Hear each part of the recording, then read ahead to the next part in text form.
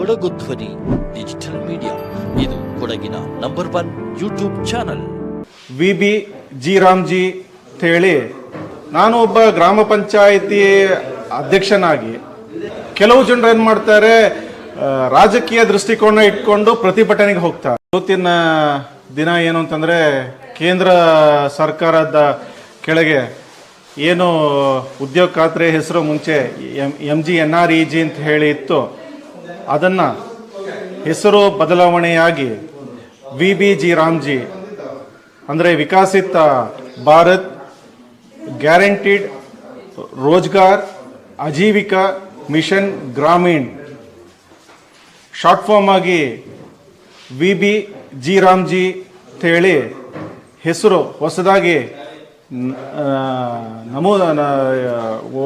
ಸೇರಿಸಿ ಅದಕ್ಕೆ additional benefits ಥರ ಕೆಲವು ಯೋಜನೆಗಳನ್ನು ಕೇಂದ್ರ ಸರ್ಕಾರದಿಂದ ಅನುವು ಮಾಡಿಕೊಟ್ಟಿರುತ್ತಾರೆ. ಈ ವಿಚಾರದಲ್ಲಿ ಹಲವಾರು ಗೊಂದಲಗಳಿದೆ. ಮತ್ತು ನಾನು ಸಾಮಾಜಿಕ ಜಾಲತಾಣಗಳಲ್ಲೂ ನೋಡಿದ್ದೆ. ಈಗ ತಮಗೇನೋ ಬಂದಿರಬೇಕು, ಅದು ತಮ್ಮ ಇದರಲ್ಲೂ ನಾನು ಕೊಡಗು ಧ್ವನಿ ಇದರಲ್ಲಿ ನಾನು ನೋಡಿದ್ದೆ, ಸ್ಟೇಟಸಲ್ಲೂ ಏನೋ ತಿಳ್ಕೊಂಡು ಏನೋ ಒಂದು ಪ್ರೊಟೆಸ್ಟ್ ಇದೆ ಅಂತ ಹೇಳ್ಕೊಂಡು ಅಂತ ಹೇಳಿ ಒಂದು ಸಂದೇಶವನ್ನು ನಾನು ನೋಡಿದ್ದೆ. ಏನೋ 5ನೇ ತಾರೀಕು ಏನೋ ಪೊನ್ನಂಪೇಟೆ ಇದರಲ್ಲಿ ಇದೆ ಅಂತ ಹೇಳ್ಕೊಂಡು ಅಂತ. ನಾನು ಒಬ್ಬ ಗ್ರಾಮ ಪಂಚಾಯಿತಿ ಅಧ್ಯಕ್ಷನಾಗಿ ಈ ವಿಚಾರಗಳನ್ನು ಒಂದು ತಕ್ಕ ಮಟ್ಟಿಗೆ ಅಂತೇಳಿ ಅರ್ಥಕೊಂಡಿದ್ದೇನೆ. ಇದರ ಸಾಧಕ ಬಾಧಕಗಳನ್ನು ನಾವು PDO ನಾವು ಆಡಳಿತ ಮಂಡಳಿ ಎಲ್ಲರೂ ಚರ್ಚೆನೂ ಮಾಡಿದ್ದೇವೆ. ಇದರಲ್ಲಿ ನೆಗೆಟಿವ್ ಪಾಯಿಂಟ್ ಏನಿದೆ ಅಂತ ಹೇಳ್ಕೊಂಡು ಅಂತ ಇಲ್ಲಿವರೆಗೆ ನಮಗಂತೂ ಗೊತ್ತಾಗಲಿಲ್ಲ.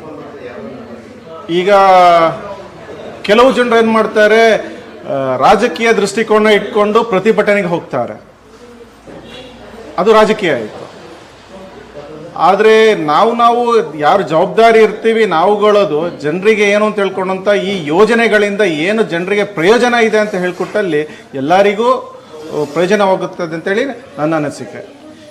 ಈಗ ಉದಾಹರಣೆಗೆ ಏನಿದೆ ಅಂತಂದರೆ, ಮುಂಚೆ MGNREG ಇದರಲ್ಲಿ 100 ದಿನದ ಮಾನವ ಇದರಲ್ಲಿ 100 ದಿನಗಳ ಒಬ್ಬರಿಗೆ ಒಂದು ಮಾನವ ದಿನಗಳು ಕೂಲಿ ಕೆಲಸ ಅಂತ ಹೇಳಿ ಕೊಡ್ತಾ ಇದ್ರು 100 ದಿನದ.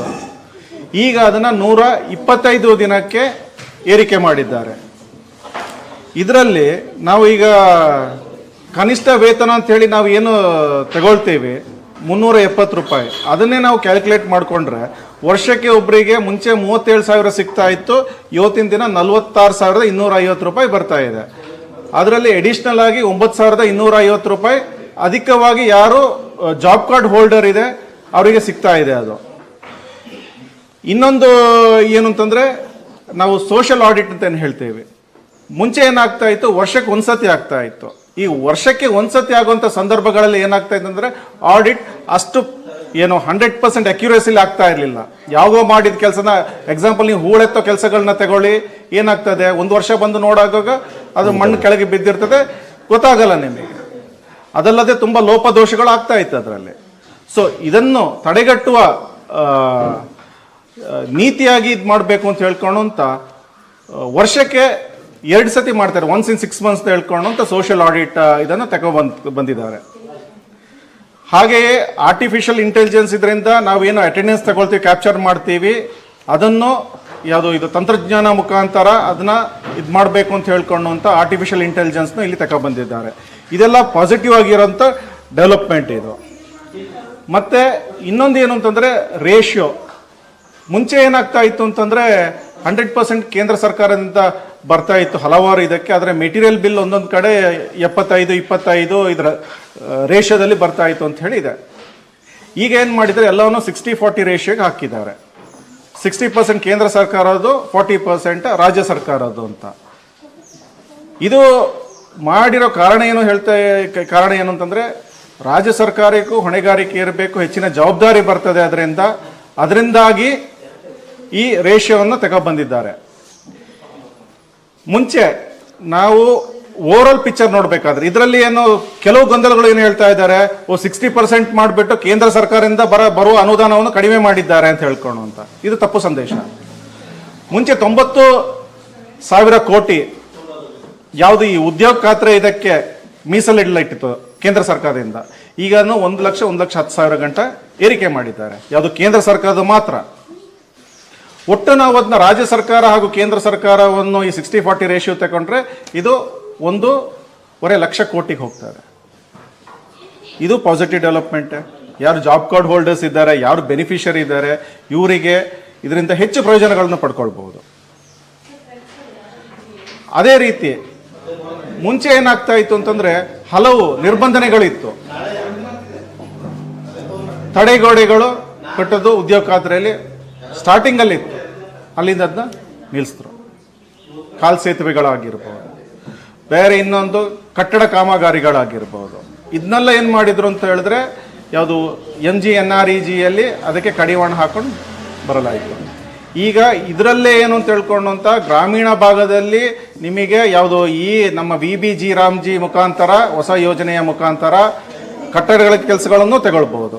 ಯಾವುದು ಶಾಲೆ ಕಟ್ಟಡಗಳು ಇದಾಗಿರ್ಬೋದು, ರೈತರಿಗೆ ಪ್ರಯೋಜನ ಆಗುವಂತಹ ಗ್ರಾಮೀಣ ಭಾಗದಲ್ಲಿ ಮಾರುಕಟ್ಟೆಗಳು ಬೇಕು ಅಂತಂದ್ರೆ ಅದನ್ನ ಇದರಲ್ಲಿ ಇದು ಮಾಡ್ಕೊಳ್ಬಹುದು, ಗೋಡೌನ್ಗಳು ಮಾಡಬಹುದು.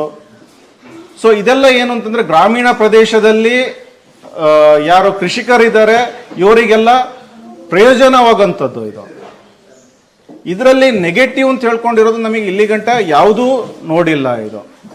ಇದು ಎಲ್ಲ ಈ ಯೋಜನೆಗಳು ತಕ್ಕ ಬಂದಿರೋದು ಒಂದೇ ಒಂದು ಉದ್ದೇಶ ಏನು ಅಂತಂದ್ರೆ ನಮ್ಮ ಭಾರತ ದೇಶದಲ್ಲಿ ನಾವು 2047 ಒಳಗೆ ವಿಕಸಿತ್ ಭಾರತ್ ಎಂಬ ಅಜೆಂಡಾವನ್ನು ಭಾರತ ದೇಶದಲ್ಲಿ ನಮ್ಮ ಪ್ರಧಾನಿಗಳ ನೇತೃತ್ವದಲ್ಲಿ ಮುನ್ನಡೆಯುತ್ತಿದ್ದೇವೆ. ಸೊ 2047 ಹೊತ್ತಿಗೆ ಎಲ್ಲ ಗ್ರಾಮೀಣ ಪ್ರದೇಶಗಳು, ಎಲ್ಲ ಗ್ರಾಮಗಳು ವಿಕಸಿತಗೊಳ್ಬೇಕು ಅಂತ ಹೇಳ್ಕೊಂಡಂತ ಈ ಒಂದು ಯೋಜನೆಯನ್ನು ತಗೊಬಂದಿದ್ದಾರೆ. ಇದರಲ್ಲಿ ಪ್ರಯೋಜನವೇ ಹೆಚ್ಚು ಹೊರತು ಇದರಲ್ಲಿ ನಷ್ಟಗಳೇನು ಅಂತ ಹೇಳಿ ಗೊತ್ತಾಗ್ತಿಲ್ಲ. ಅದರಿಂದ ತಮಗೆ ಇದನ್ನ ನಾನು ತಮಗೆ ಹೇಳ್ತಾ ಇದ್ದೇನೆ. ತಮಗೆ ಇದರಲ್ಲಿ ಏನಾದರೂ ಪ್ರಶ್ನೆಗಳು ಇದೆ ಅಂತ ಕೇಳಿದ್ರಲ್ಲಿ ತಾವು ಪ್ರಶ್ನೆ ಕೇಳ್ಬೋದು ನನ್ನ. ಸರ್, ಈಗ ರೈತರಿಗೆ ವೈಯಕ್ತಿಕ ಸವಲತ್ತುಗಳು ಏನು ಸಿಗ್ತಾ ಇದ್ವು NREGಯಲ್ಲಿ, ಅದೀಗ ಇದರಲ್ಲಿ ಮೊಟಕಾಗ್ತದ? ಯಾವ ತರ? ಅವರಿಗೆ ಏನೀಗ ನೀವು ತಡೆಗೋಡೆ ಹೇಳಿದ್ರಿ, ಮತ್ತೆ ಕಂದಕಗಳು ಹೇಳಿದ್ರಿ, ಅವರಿಗೆ ನೀರನ್ನ ಇದು ಇಟ್ಕೊಳ್ಳೋದಾಗ್ಲಿ, ತಡೆ ಇಟ್ಕೊಳ್ಳೋದು ಅಂತ ಯೋಜನೆಗಳು ಈ ಯೋಜನೆಯಲ್ಲಿ ಬರ್ತಾ ಇದೆ ಅಲ್ವಾ? ಈಗ ಈ ಯೋಜನೆಯಲ್ಲಿ ಅದು ಮೊಟಕಾಗ್ತಾ ಇದೆ? ಮೊಟಕಾಗ್ತಾ ಇಲ್ಲ. ಈ ಯೋಜನೆಗಳಲ್ಲಿ ಇದೆ, ಅದೇ ಹೇಳ್ತಾ ಇರೋದು. ಇದಕ್ಕೆ ಸರ್ಕ್ಯುಲರ್ ತಮಗೆ ಯಾವ್ದಾದ್ರು ಅಫಿಷಿಯಲ್ ಸರ್ಕ್ಯುಲರ್ ಯಾವ್ದಾದ್ರು ಬಂದಿದೆ ಅಂತ ಹೇಳಿ ನನಗೆ ಗೊತ್ತಿಲ್ಲ. ಬಟ್ ಈ ಯೋಜನೆ ಕೆಳಗಡೆ ಯಾವ್ದು ನೀವು ಚೆಕ್ ಡ್ಯಾಮ್ ಏನಂತ ತಾವು ಹೇಳ್ತಾ ಇದ್ದೀರಾ, ಇಂಥದಗಳಿಗೆ ಅವಕಾಶಗಳು ಇದೆ. ಈಗ ಅದು ಯಥಾಸ್ಥಿತಿ ಮುಂದುವರೆದಿದೆ? ಯಥಾಸ್ಥಿತಿ ಇಲ್ಲ. ಅದನ್ನು MGNREGಯಲ್ಲಿ 1 ವರ್ಷದ 2 ವರ್ಷದಿಂದ ನಿಲ್ಸಿದ್ರು. ಅದನ್ನ ಇರ್ಲಿಲ್ಲ. ಈಗ ಅದಕ್ಕೆ ಅವಕಾಶಗಳನ್ನು ಮಾಡಿಕೊಟ್ಟಿದ್ದಾರೆ. ಪಾರದರ್ಶಕತೆಗೋಸ್ಕರ ಈ ಒಂದು ಸೋಷಿಯಲ್ ಆಡಿಟ್ ಅನ್ನ ವಾರ್ಷಿಕವಾಗಿ 2 ಮಾಡ್ತಾ ಇದ್ದಾರೆ. ಹೌದು, ವೆರಿಫಿಕೇಶನ್ ಪರ್ಪಸ್ ವರ್ಷಕ್ಕೆ ಒಂದ್ಸತಿ ಮಾಡಿದ್ರೆ ಹೋದ ವರ್ಷ ಮಾಡಿದ ಕೆಲಸಗಳನ್ನ ಈ ವರ್ಷ ಅದನ್ನ ಆಡಿಟ್ ರೂಪದಲ್ಲಿ ಇದು ಮಾಡೋದು. ಅದೇನಂತಂದ್ರೆ ಕೆಲಸ ಆದ್ಮೇಲೆ ಅದು ಗ್ಯಾಪ್ ತುಂಬಾ ಜಾಸ್ತಿ ಆಗಿದೆ. ಸೊ ಈ ಗ್ಯಾಪ್ನ ಕಡಿಮೆ ಮಾಡಿದ್ರೆ ಏನಾಗ್ತದೆ, ಏನು ಚೆಕ್ ಲಿಸ್ಟ್ಗಳಿದೆ, ಏನು ವೆರಿಫಿಕೇಶನ್ ಇದೆ, ಅದೆಲ್ಲ ಆದಷ್ಟು ಬೇಗ ಆಗ್ತದೆ. ಫಲಾನುಭವಿಗಳಿಗೆ ಏನು ಅವರು ಮಾಡಿದ ಕೆಲಸಗಳದ್ದು ಏನು ಮ್ಯಾಂಡೇಸ್ ಪೇಮೆಂಟ್ ಆಗಿರ್ಬೋದು ಅಥವಾ ಮೆಟೀರಿಯಲ್ ಬಿಲ್ ಪೇಮೆಂಟ್ ಆಗ್ಬೋದು, ಈ 2 ಸತಿ ಮಾಡೋದ್ರಿಂದ ಆಡಿಟ್ ಬೇಗ ಆಗಿ ಅದು ಕ್ಲಿಯರ್ ಆಗಿ ಅವರಿಗೆ ಅವರ ಏನು ಹಣ ಇದೆ ಅವರಿಗೆ ತಲುಪುವಂಥ ದೃಷ್ಟಿ ಬೇಗ ಆಗ್ತದೆ. ಅದೇ 10% ಮಾತ್ರ ರಾಜ್ಯ ಸರ್ಕಾರ NREGಯಲ್ಲಿ ಇತ್ತು, 90% ಮತ್ತು 100% ಕೇಂದ್ರ ಸರ್ಕಾರನೇ ಕೊಡ್ತಾ ಇತ್ತು. ಈಗ 40% ರಾಜ್ಯ ಸರ್ಕಾರಕ್ಕೆ ಕೊಡೋದ್ರಿಂದ ಏನು ಪ್ರಯೋಜನ ಆಗಲ್ಲ. ಅದು ನೇರವಾಗಿ ಗ್ರಾಮ ಪಂಚಾಯತಿಗೆ ಕೊಡಲಿ, ನಮಗೇನೆ ಅಭಿವೃದ್ಧಿನ ನಾವು ಯಾವ ರೀತಿ ಬೇಕಾದ್ರೆ ಮಾಡ್ಕೋಬೋದಲ್ಲ ಅಂತೇಳಿ ಅವ್ರದ್ದು ವಾದ ಆಗ್ತಾ ಇರೋದು. ಏನು ಅಂತೇಳಿ, ಈಗ 60-40 ಏನು ಅನುಪಾತದಲ್ಲಿ ಈಗ ಅನುದಾನ ಹಂಚಿಕೆ ಮಾಡಬೇಕು ಅಂತ ಹೇಳ್ತಿದ್ದಾರೆ. ಹೌದು, ಅದು 40 ಭಾಗನ ನಾವು ರಾಜ್ಯ ಸರ್ಕಾರ ನೇರವಾಗಿ ಗ್ರಾಮ ಪಂಚಾಯತಿಗೆ ಕೊಡಲಿ, ಅವಾಗ ನಾವು ಸುಮಾರು ಕೋಟ್ಯಾಂತರ ರೂಪಾಯಿ ಅಭಿವೃದ್ಧಿ ಕಾರ್ಯವನ್ನು ನಾವು ಇಲ್ಲೇ ಮಾಡ್ಬೋದಲ್ಲ, ಅದಕ್ಕೆ ಕೊಟ್ಬಿಟ್ಟು ಯಾಕೆ ಮಾಡ್ಕೋಬೇಕು? ಯಾರು ಹೇಳ್ತಾರೆ ಇದು? ಈಗ ಅವ್ರ ಆರೋಪಗಳು ಆ ರೀತಿ ಅಲ್ಲ, ಆರೋಪಕ್ಕೆ ತಲೆ ಬುಡನೇ ಇಲ್ಲವಲ್ಲ. ಈಗ 40% ನೀವು ಹೇಳ್ತಾರಂಗೆ ರಾಜ್ಯ ಸರ್ಕಾರ 40 ರೂಪಾಯಿ ಈಗ ಅಲ್ಲಿಗೆ ಹಾಕ್ಬೇಕು. ಹೌದು, ಕೇಂದ್ರ ಸರ್ಕಾರಕ್ಕೆ ಮೊದಲು 10% ಆಗ್ತಾ ಇದ್ರು. ಈಗ 40 ನಾವ್ ಯಾಕೆ ಕೊಡೋದು? ಆದ್ರೆ ನಾವು ಇಲ್ಲಿಗೆ ಕೊಡೋಣ ಅಲ್ವಾ ಅಂತ ಹೇಳ್ತಾರೆ. ಮೊತ್ತ ಕಡಿಮೆ ಆಗ್ತದೆ ಅಲ್ವಾ? NREG 40% ಆಗೋದು. ಮುಂಚೆ ಎಷ್ಟಾಗ್ತಾ ಇತ್ತು? ಮುಂಚೆ ಆಗಲೇ ನಾನು ಹೇಳಿದೆ, ಒಟ್ಟು ಭಾರತ ದೇಶಕ್ಕೆ ತಗೊಂಡಿದ್ದಿದ್ರೆ ಕೇಂದ್ರ ಸರ್ಕಾರದಿಂದ ಈ ಮೊತ್ತ ಒಂದು ಅಂದಾಜು 90,000 ಕೋಟಿಯಷ್ಟಿತ್ತು. ಈಗ ಅದನ್ನ 1 ಲಕ್ಷ ಕೋಟಿಗೆ ತಗೊಂಡು, ಅದು ಕೇಂದ್ರ ಸರ್ಕಾರದ ಹೂಡಿಕೆ 1 ಲಕ್ಷ ಕೋಟಿ ಇರ್ತದೆ. ಸೊ ಅದರಲ್ಲಿ ಏನು ಬೆನಿಫಿಷರಿಗೆ ಅಥವಾ ಪಂಚಾಯತಿಗೆ ಯಾವುದೆಲ್ಲ ಬರಬೇಕು ಅದೆಲ್ಲ ಅಮೌಂಟ್ ಜಾಸ್ತಿ ಆಯಿತು. 1 ಲಕ್ಷ ಕೋಟಿ ಯಾವುದು ಕೇಂದ್ರ ಸರ್ಕಾರದ ನಾನು ಹೇಳ್ತಾ ಇರೋದು. ಯಾವುದು 90-10-100% ನಾವು ಏನು ಹೇಳ್ತಾ ಇದ್ದೀವಿ ಆವಾಗ ಕೊಡ್ತಾ ಇದ್ದದ್ದು 90,000 ಕೋಟಿ. ಈಗ ಕೊಡ್ತಾ ಇರೋಂಥದ್ದು 1 ಲಕ್ಷ ಕೋಟಿ ಕೇಂದ್ರ ಸರ್ಕಾರದ ಕೊಡುಗೆ. ಅದರಲ್ಲಿ ಅಧಿಕ ಬಂದಿದೆ. ಅಲ್ಲಿಂದ ಇನ್ನೂ ಹೆಚ್ಚುವರಿ ಪಂಚಾಯಿತಿ ಮಟ್ಟದಲ್ಲಿ ಗ್ರಾಮಸ್ಥರಿಗೆ, ಗ್ರಾಮೀಣ ಜನರಿಗೆ ಪ್ರಯೋಜನ ಆಗಬೇಕು ಅಂತ ಹೇಳ್ಕೊಂಡಂತ 40% ರಾಜ್ಯ ಸರ್ಕಾರದಿಂದ ಬರಬೇಕು ಅಂತ ಹೇಳ್ತಾ ಇದ್ದಾರೆ. ಯಾಕೆಂದ್ರೆ ಒಂದು ಯೋಜನೆ ಬಂದ್ರೆ ಕೇಂದ್ರ ರಾಜ್ಯ ಸರ್ಕಾರದ ಇಬ್ಬರದು ಜಾಯಿಂಟ್ ಆಗಿ ಎಫರ್ಟ್ ಇದ್ರೆ ಏನು ಅಂತಂದ್ರೆ ಅದು ಆಡಳಿತ ಆಗಿರ್ಬೋದು, ಎಲ್ಲ ಏನೋ ನಾವು ಚೆಕ್ ಇದು ಮಾಡ್ಬೋದು, ಎಲ್ಲ ಸುಲಭವಾಗಿ ಆಗ್ತದೆ ಅಂತ ಹೇಳೋ ದೃಷ್ಟಿಯಿಂದ ಮಾಡಿದ್ದಾರೆ. ಇದರಲ್ಲಿ ಮೈನಸ್ ಏನೂ ಇಲ್ವಲ್ಲ ಇದರಲ್ಲಿ. ಅಲ್ಲಿಗೆ ಮನಮೋಹನ್ ಸಿಂಗ್ ಅಧಿಕಾರದಲ್ಲಿದ್ದಾಗ ಏನು ಸ್ವಾತಂತ್ರ್ಯ ಹೋರಾಟಗಾರರಿದ್ದರು, ಮಹಾತ್ಮ ಗಾಂಧಿ ಹೆಸರಿನಲ್ಲಿ ಆ ಯೋಜನೆ ತಂದ್ವಿ. ಆದರೆ ಮಹಾತ್ಮ ಗಾಂಧಿ ಹೆಸರೇ ಇರಬಾರ್ದು ಅನ್ನೋ ಒಂದು ದೃಷ್ಟಿಕೋನದಲ್ಲಿ ಈ ಥರದ್ದೆಲ್ಲ ಬದಲಾವಣೆ ಮಾಡಿ ಮಹಾತ್ಮ ಗಾಂಧಿ ಏನು ಹೋರಾಟಗಾರರಿದ್ದಾರೆ ಅವರ ಹೆಸರು ನಶಿಸಲಿ ಅನ್ನೋದು ಅವ್ರದ್ದು ಈ ರೀತಿ ಯೋಜನೆ ಅಂತ ಅವ್ರದ್ದು ಆರೋಪ. ಹೌದು. ಈಗ ಮಹಾತ್ಮ ಗಾಂಧೀಜಿಯವರ ಉದ್ದೇಶ ಏನಿತ್ತು? ಸ್ವತಂತ್ರ ಭಾರತ. ಇಂದಿನ ಉದ್ದೇಶ ಏನಿದೆ? ಇದರಲ್ಲಿ ಏನು ಹೇಳ್ತಾ ಇದೆ? ವಿಕಸಿತ್ ಭಾರತ್. ಇದ್ರದ್ದು ಯಾವ ಕಡೆಗಣೆ ಇದೆ? ಕಡೆಗಣನೆ ಎಲ್ಲಿ ಅಂತಂದ್ರೆ ತಮಗೆ ಗೊತ್ತಿರಬೇಕು, ತುಮಕೂರಲ್ಲಿ ಮಹಾತ್ಮ ಗಾಂಧಿ ಅವ್ರ ಹೆಸರಲ್ಲಿ ಯಾವುದೊಂದು ಸ್ಟೇಡಿಯಂ ಇತ್ತು. ಆ ಸ್ಟೇಡಿಯಂ ಹೆಸರನ್ನು ಮರುನಾಮಕರಣ ರಾಜಕೀಯ ವ್ಯಕ್ತಿ ಹೆಸರಲ್ಲಿ ಮಾಡಿದ್ದಾರೆ. ಅದು ಹೆಸರಿನ ತೇಜಾವಧಿ ಅಂತ ನಾನು ಕರಿತೀನಿ ಅದನ್ನ. ಇದರಲ್ಲಿ ಯಾರ ಹೆಸರನ್ನು ಪ್ರಸ್ತಾಪ ಮಾಡಿಲ್ಲ. ವಿಕಸಿತ್ ಭಾರತ್ ಅಂದ್ರೆ ಅರ್ಥ ಏನು? Develop India.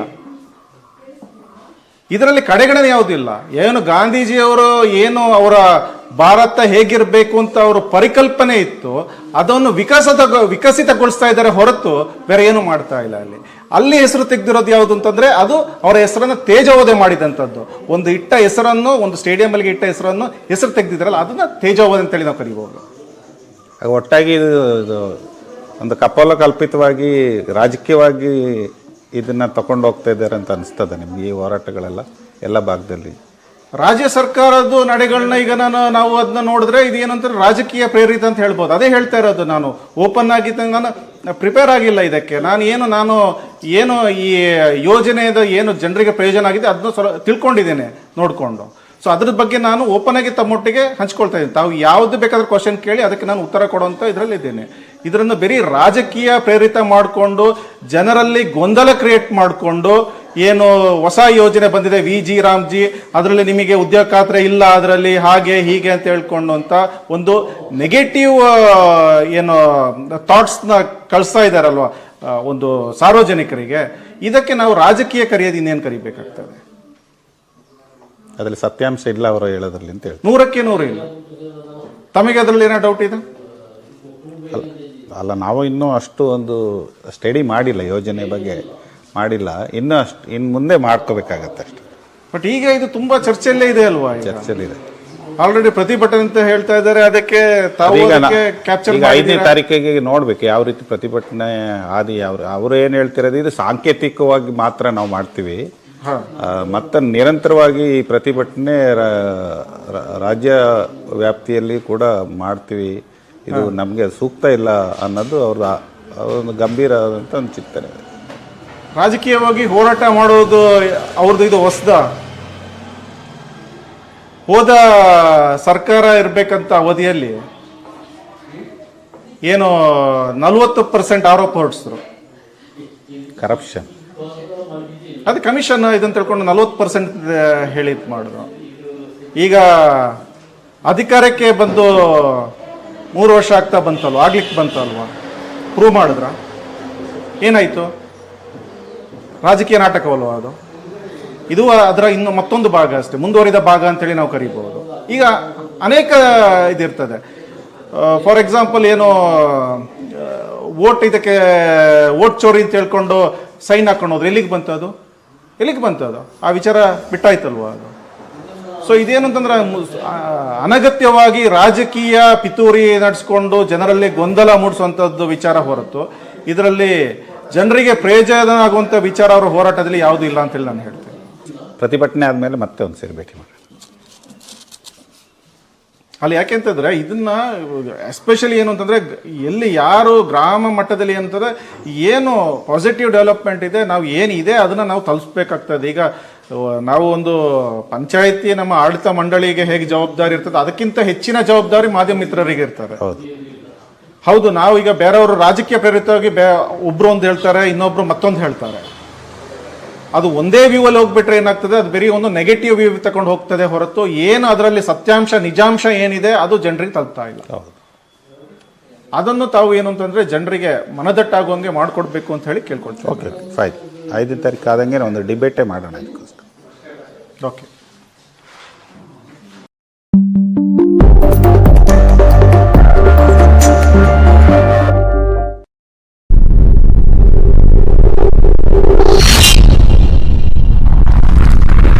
ಕೊಡಗು ಧ್ವನಿ ಡಿಜಿಟಲ್ ಮೀಡಿಯಾ, ಇದು ಕೊಡಗಿನ ನಂಬರ್ 1 ಯೂಟ್ಯೂಬ್ ಚಾನಲ್.